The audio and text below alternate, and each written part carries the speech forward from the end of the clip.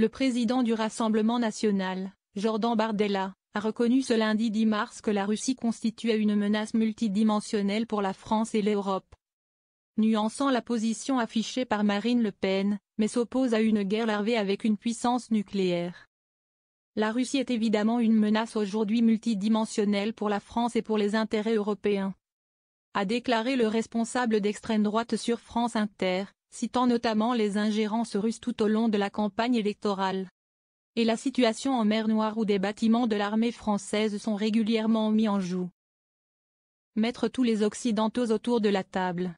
La question fondamentale qu'on doit se poser, est-ce que la Russie menace les intérêts français au point de se retrouver dans une situation de face à face et de guerre avec une puissance qui est une puissance nucléaire? S'est-il interrogé.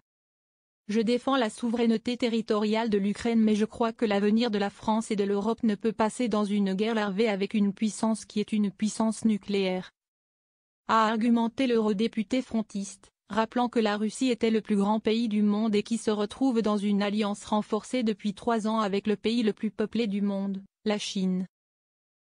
Si au bout de 3 ans, la Russie a du mal à avancer en Ukraine, il y a peu de chances pour qu'elle ambitionne de venir jusqu'à Paris, avait ironisé vendredi Marine Le Pen, pour qui le fondamentalisme islamiste reste la première des menaces dans l'Hexagone. Pour parvenir à la paix, Jordan Bardella a défendu l'impératif de mettre d'abord les Occidentaux autour de la table.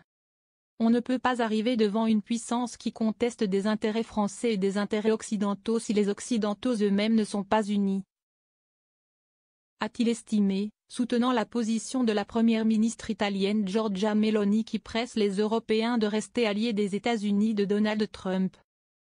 Il a donc comme elle réclamé la réunion d'un sommet pour mettre tous les Occidentaux autour de la table et déterminer de potentielles conditions de paix qui seraient des conditions avec lesquelles nous irions voir la Russie.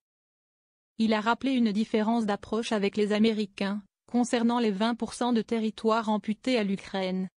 On ne peut pas, avant même d'avoir débuté les négociations, considérer que les 20% de territoires qui ont été gagnés par la Russie resteront à la Russie, a-t-il jugé.